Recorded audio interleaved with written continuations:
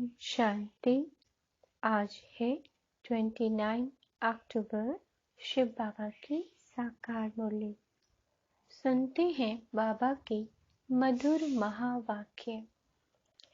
बाबा कहते हैं, मीठे बच्चे, हीरे जैसा जीवन बनाने वाले बाप को बहुत खुशी खुशी से याद करो तो जंग निकल जाएगी। प्रश्न है, माला का दाना कौन बनेंगे, उसका पुरुषार्थ क्या है? उत्तर, माला का दाना वही बनेंगे जिसे अंत में कुछ भी याद ना पड़े। ऐसे बच्चे जो कर्मातीत अवस्था को पाएंगे वही माला का दाना बनेंगे। कोई बहुत धनवान है, अनेक कारखाने आदि है, तो वह सब भूलने पड़े, किसी में भी ममत्व ना रहे, मेरा मेरा ना हो। बस यह भाई आत्मा है, यही रूहानी कनेक्शन है और कोई कनेक्शन नहीं। ऐसे रूहानी कनेक्शन रखने वाले, सब कुछ भूलने वाले बच्चे ही माला में आ सकते हैं। ओम शांति।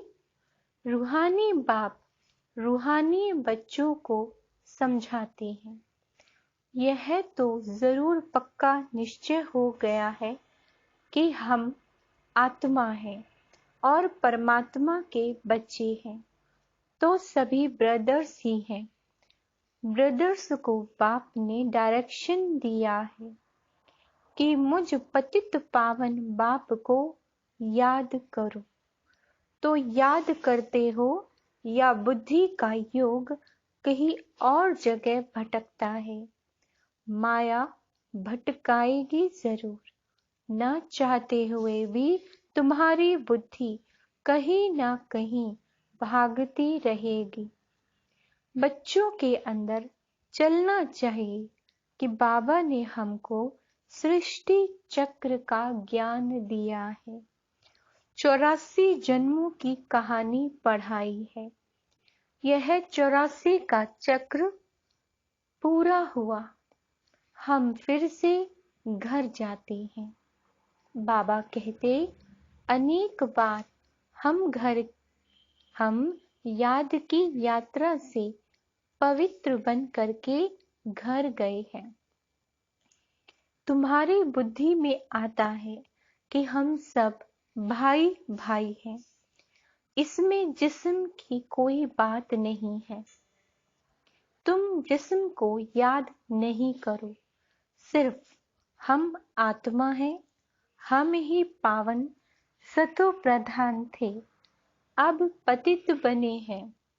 तो हीरे जैसा जीवन बनाने वाले बाप को खुशी से याद करना है, जिससे जंग निकल जाए। तो बाप समझाते हैं, क्या समझाते हैं? बच्चे, पहले पहले अपने को आत्मा समझो, यह भी ज्ञान है। फिर बाप को याद करो, यह है विज्ञान। क्यों? क्योंकि आत्मा को ज्ञान से परे विज्ञान में शांत घर में जाना है। आत्मा का स्वधर्म भी शांत है और घर भी शांत, तो पहले हमको वहां पहुंचने का है। बाबा भी वहां से आए हुए हैं, परंतु मनुष्यों को इन सब बातों का पता नहीं है। यह पारलौकिक बाप सम्मुख बैठ करके समझाते हैं। बच्चों में परम धाम से, बच्चों मैं परम धाम से तुम बच्चों के पास आया हुआ हूँ। ड्रामा के प्लान अनुसार क्यों आया हूँ? बाबा बता रहे हैं कि मैं क्यों आया हूँ, तुमको वापस ले जाने के लिए। अभी तुम पतित विकारी हो गए हो, जन्म जन्मांतर विकार से ही पैदा हुए हो, इसीलिए भ्रष्टाचारी कहा जाता है। तो हम भ्रष्टाचारी से श्रेष्ठाचारी कैसे बने, यह बाप समझाते हैं। बच्चे मुझे याद करो तो पवित्र श्रेष्ठाचारी बन जाएंगे। इस याद में तुम सब कुछ कर सकते हो। इस याद में तुम सब कुछ कर सकते हो। ऐसे नहीं कि धंधाधोरी नहीं कर सकते। बच्चे बाप से पूछते हैं, बाबा माला के दाने कौन बनेंगे? बच्चे माला का दाना वही बनेंगे जो कर्मातीत अवस्था को पाएंगे, जिसको अंत में कुछ भी याद ना पड़े, जिसको अंत में कुछ भी याद ना पड़े। कोई बहुत धनवान है, अनेक कारखाने हैं आदि हैं, तो वह सब भूलना पड़े। तुम्हारे पास तो कुछ भी नहीं है। तुम जानते हो हम बाप के बच्चे हैं, भाई हैं। हमारा किसी में भी ममत्व नहीं है। मेरा मेरा तो नहीं है ना, बस यह भाई, यही कनेक्शन, और कोई कनेक्शन नहीं। इसे कहा जाता है रूहानी कनेक्शन। इतनी सारी आयु तो देही ही याद आई, आत्मा तो किसी को याद ही नहीं आई। यह भी ड्रामा बना हुआ है। तो यह बातें बाप समझाते हैं और पावन बनने के लिए पुरुषार्थ कराते हैं। बाबा तुम बच्चों को टाइम तो देते हैं, सिर्फ 8 घंटा मुझे याद करो। यह है हद की सर्विस, यह है सारे वर्ल्ड की सर्विस। जरूर खाएंगे, पिएंगे, सोएंगे, घूमेंगे, सारा दिन तो कोई याद भी नहीं कर सकते। तुम बरोबर अभी बेहद की सर्विस करते हो। जैसे बाप विचार सागर मंथन करते हैं, ऐसे तुम बच्चों को भी मंथन करना सिखलाते हैं। करण करावनहार है ना, तो तुमको करके ही सिखलाते हैं। पुरुषार्थ करते करते तुम्हारी विजय माला बन जाएगी। सतयुग त्रेता में जो भी आते हैं वह विजयी होते हैं। अंडरलाइन, सतयुग त्रेता में जो भी आते हैं वह विजयी होते हैं। फिर सब एक्टर्स इस नाटक में पार्ट बजाने के लिए नंबरवार आते हैं। सब इकट्ठे तो नहीं आ जाएंगे। तुम सभी एक्टर्स के रहने का स्थान ब्रह्मलोक है। अंडरलाइन, बाबा ने कहा हम सब एक्टर्स हैं, वहां से यहाँ आकर शरीर लेते हैं। यह सब बातें बहुत सहज हैं, जो तुम बच्चों को ही याद रहती है कि परम धाम में बिना शरीर के अशरीरी हम आत्माएं रहती है, और इस दुनिया में आकर शरीर लेकर अपना अपना पार्ट बजाती हैं। तुम्हारा घर स्वीट होम, साइलेंस होम है। दूसरा कोई भी अपने घर को नहीं जानता। वह तो कह देते हैं हम लीन हो जाएंगे। जैसे सागर से बुदबुदा निकलता है फिर उसी में समा जाता है, ऐसे हम भी उस ब्रह्म में लीन हो जाते हैं। फिर कह देते हैं, क्या कह देते हैं? जहां देखो वहां ब्रह्म ही ब्रह्म है। तो ब्रह्म को ही ईश्वर समझते हैं। इसीलिए तुम्हारी बातें उनकी बुद्धि में बैठती नहीं है। तुम उनको उल्टा समझाएंगे, वो उनको उल्टा समझेंगे। क्योंकि उनका धर्म अपना है। परंतु तुम जानते हो सभी आत्माएं शांति धाम में जरूर जाएंगी। सभी आत्माएं, चाहे वो किसी भी धर्म की हैं, है ना, क्योंकि सभी पिता के बच्चे हैं हम शिव के। बाकी हर एक आत्मा को अपना अपना पाठ मिला हुआ है। इसको ही तो वंडर कहते हैं, इसको वंडर कहते हैं। तुम बच्चे अभी कितनी महीनता में जाते हो, आत्मा कितनी छोटी है, कैसे पार्ट बजाती है। तो यह ज्ञान जैसे बाप के पास है, वह ज्ञान का सागर है, ऐसी तुम बच्चों के पास भी है। तुम अभी ऐसे ज्ञानवान बनते जाते हो। वह है भक्तिवान, तुम हो ज्ञानवान।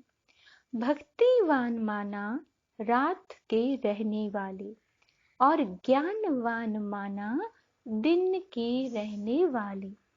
आधा कल्प तुम सुख धाम में रहते हो, सतयुग त्रेता में। आधा कल्प दुख धाम में रहते हो, है ना, द्वापर और कलयुग। इसको कहा जाता है दूरादेशी। तुम्हारी बुद्धि अभी बहुत दूर दूर जाती है। हम आत्मा स्वीट होम ब्रह्मांड के रहने वाले हैं। बाप इस मनुष्य सृष्टि का बीज रूप है, क्योंकि वह नॉलेजफुल है। इनको झाड़ की नॉलेज है। तुम अभी शरीर का भान मिटाने के लिए अपने को आत्मा समझते हो। दूसरी कोई भी चीज याद न आए, पूरा आत्म अभिमानी बन जाता है। तो बाबा ने क्या होमवर्क दिया है ना, पूरा आत्म अभिमानी बनना है। मैं आत्मा हूँ, मैं आत्मा हूँ, मेरे पास कुछ है ही नहीं। जो आत्मा को याद पड़ी, गाया जाता है अंतकाल जो जो सिमरे। तो अगर कोई भी चीज होगी तो जरूर वह याद आएगी। यह विचार करने की बात है। अगर कुछ भी है, कोई मित्र संबंधी आदि भी है, तो याद आएगा जरूर। तुमने तो अपना सब कुछ शिव बाबा को दे दिया, फिर ऐसे नहीं समझो कि यह मेरी चीज है। जब बाबा को दे दिया, फिर तुमको याद ही क्यों आए? अंडरलाइन। अगर कोई चीज हमने बाबा को दे दी, वो मेरी है, ऐसी स्मृति से उसे कभी भी याद नहीं करना है, क्योंकि वो चीज हमने बाबा को दे दी। बाबा कहते हैं तुम भूल जाओ। अगर वह याद पड़ता रहता है तो वो भी पिछाड़ी में नुकसान कर देगा। अभी तुमको यह सब नई नई पॉइंट्स मिलती हैं, है ना। बाबा ने कहा जो चीज दे दी वो दे दी, बाबा के फिर अपने पास नहीं समझना उसको कि ये मेरी है। जैसे पुरानी चीजें सब करनी घोर को दे देती है ना, ऐसे तुम भी अपना सब कुछ दे देते हो, फिर याद नहीं आनी चाहिए। बस यही याद रहे कि मैं आत्मा भाई हूँ, बाबा का बच्चा हूँ। मेरे पास कुछ भी है नहीं, शरीर भी नहीं। अंडरलाइन। हमने बाबा को ये तन मन धन बुद्धि से सौंप दिया है, तो उसमें शरीर भी आ गया। तो बाबा कहते हैं शरीर भी नहीं। फिर नई दुनिया में सब नई चीजें मिलेंगी। वहां तो हीरे जवाहरात के महलों में जाएंगे। तो वह भविष्य की बात हुई। बाबा पूछते हैं, बच्चे तुम क्या बनोगे? तो बच्चे कहते हैं, बाबा हम तो नारायण बनेंगे।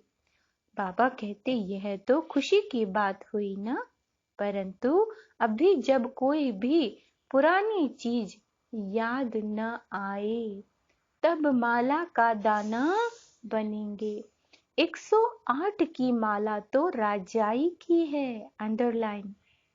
मंदिरों में फिर 16,108 की भी माला रखी होती है।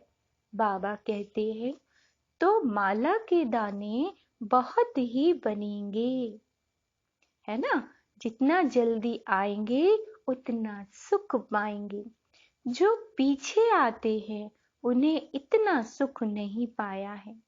उनके लिए थोड़ा टाइम सुख है तो दुख भी कम ही पाएंगे। तो बाबा कहते, बच्चे ये ख्याल रखो कि पिछाड़ी में कुछ भी याद ना आए। जो अर्पण किया हुआ है वह भी याद नहीं आना चाहिए।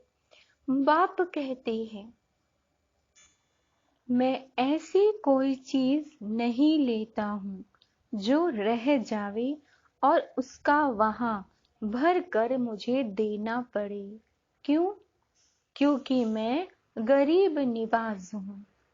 कई हैं जो देकर फिर जब कोई कारण से भागंती हो जाते हैं तो मांगने लग पड़ते हैं।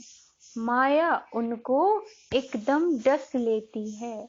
नहीं तो कहते हैं, चाहे मारो चाहे प्यार करो, यह मस्ताना तुम्हारा दर कभी नहीं छोड़ेगा, कभी नहीं भूलेगा। तुम बच्चे यहाँ नर से नारायण बनने के लिए आए हो। तुम्हें कितना बड़ा वर्षा मिलता है, फिर यह क्यों कहते हो कि हम देते हैं? है ना? तुम तो लेते हो ना। कौन कहता है तुम कुछ दो? बाकी कोई 1 पैसा भी देंगे तो वहां उनके लिए महल बन जाएगा। जैसे सुदामा ने चावल मुट्ठी दी तो बच्चे सुदामा मिसल दाल चावल ले आते हैं, समझते हैं हमको महल मिल जाएंगे। ऐसे बच्चों पर बाप बहुत खुश होते हैं। वाह, इनके नई दुनिया में महल बनने वाले हैं, अंडरलाइन, है ना? क्योंकि बहुत प्यार और सद्भावना से ले आते हैं। अहो भाग्य! क्या कहा बाबा ने? अहो भाग्य ऐसे बच्चों का, बहुत ऊंचा पद पाएंगे। बाबा कहते हैं, अभी ड्रामा के प्लान अनुसार बाबा तुम बच्चों को कि कदम कदम वही चाल चलती है जो कलप कलप चली है। तुम्हारे कदम कदम में पदम है, अंडरलाइन। देवताओं के पैर में पदम दिखाते हैं तो इसका भी कोई अर्थ होगा ना। अभी तुम्हारी पद्मों की आमदनी होती रहती है। तुम बाबा के पास पद्मापति बनने के लिए आते हो तो तुम इतने महान महान भाग्यशाली हो। परंतु बाबा कहते हैं उसमें भी फिर नंबरवार पुरुषार्थ अनुसार। तुम्हारा पुरुषार्थ कल्प कल्प वही ड्रामा के प्लान अनुसार चलता है। जैसे कि ड्रामा तुमको पुरुषार्थ कराता रहता है, ईश्वर भी ड्रामा के अनुसार तुम्हें मत देते हैं तो ड्रामा के वश हुए ना। फिर यह ड्रामा किसके वश है? बच्चे, ड्रामा अनादि बना हुआ है। ये कोई नहीं कह सकता कि ड्रामा कब बना, यह तो चलता ही रहता है। ड्रामा में नंबर 1 मत मिलती है ईश्वर की। इसीलिए इसको कहा जाता है ईश्वरीय मत, जो तुम्हें देवता बनाती है और मनुष्यों की मत छीछी बनाती है। ईश्वरीय मत से तुम मनुष्य से देवता बनते हो, फिर 21 जन्मों के बाद मनुष्य मत पर मनुष्य बन जाते हो। अभी यह गीता का एपिसोड संगम युग है, जबकि दुनिया बदलती है, तो यह बच्चों की बुद्धि में होना चाहिए और बच्चों को बहुत बहुत मीठा बनना चाहिए। प्यार से चलना होता है। जो बच्चे शांत और मीठे हैं, उनका पद भी ऊंचा होगा। अभी तुम्हें ईश्वरीय बुद्धि मिली है। तुम समझते हो कि हम बेहद के बाप की संतान बने हैं, बाबा से वर्षा ले रहे हैं, तो अतः खुशी होनी चाहिए। बाबा कहते हैं, बच्चे, स्वर्ग में भी यह तुम्हारा बहुत ऊंचा ऊंचा पद है। बाप सिर्फ तुमको पढ़ाते हैं। भगवान वाच्य, मैं तुमको डबल सिरताज राजाओं का राजा बनाता हूँ, तो अपनी तकदीर पर तुमको खुश रहना चाहिए। वाह, बाबा आकर के क्या हमारी तकदीर बनाते हैं। जो पत्थर जैसे हीरे जीवन को हीरे जैसा बना देती है। कैसा बना देते हैं? हीरे जैसा। अच्छा, मीठे मीठे सिक्के लदे बच्चों प्रति रूहानी बाप दादा का याद प्यार और गुड मॉर्निंग। रूहानी बाप की रूहानी बच्चों को नमस्ते। हम रूहानी बच्चों की रूहानी बाप दादा को याद प्यार गुड मॉर्निंग। नमस्ते मीठे बाबा, शुक्रिया बाबा, शुक्रिया। धारणा के लिए मुख्य सार। ऊंचा पद पाने के लिए बहुत शांत चित्त रहना है, मीठा बनना है, सबके साथ प्यार से चलना है ना। होमवर्क क्या दिया बाबा ने? आज सबको शांत रहना है, बहुत मीठा बनना है, प्यार से चलना है। जो कुछ भी बाबा को अर्पण कर दिया है ना, उसे भूल जाओ, उसकी याद भी ना आए। कभी यह संकल्प भी ना आए कि हम बाबा को देते हैं, मैंने यज्ञ में ये दिया।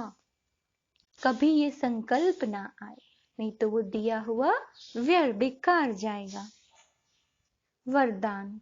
ब्राह्मण जीवन में काम महाशत्रु के साथ उसके सर्व साथियों को भी विदाई देने वाले संपूर्ण पवित्र भव। ब्राह्मण जीवन में जैसे काम महाशत्रु को जीतने के लिए विशेष अटेंशन रखते हो, ऐसे उसके सभी साथियों को भी विदाई दो। कई बच्चे क्रोध महाभूत को तो भगाते हैं, लेकिन क्रोध के बाल बच्चों से थोड़ी प्रीत रखते हैं। जैसे छोटे बच्चे अच्छे लगते हैं, ऐसे उस क्रोध के भी छोटे बच्चे कभी कभी प्यारे लगते हैं। बाबा कहते संपूर्ण पवित्र, बाबा ने कहा अंडरलाइन, संपूर्ण पवित्र तब कहेंगे जब कोई भी विकार का अंश ना रहे। ऐसा पक्का व्रत लो, तब कहेंगे सच्चे ब्राह्मण। स्लोगन। संगम युग की मौज का अनुभव करना है तो माया की अधीनता से स्वतंत्र रहो। अच्छा, ओम शांति। ओम शांति। इन वाक्यों को सभी आत्माओं के साथ शेयर करें, ताकि सभी आत्माएं इसे अपने जीवन में धारण कर सुख शांति अनुभव करें। धन्यवाद।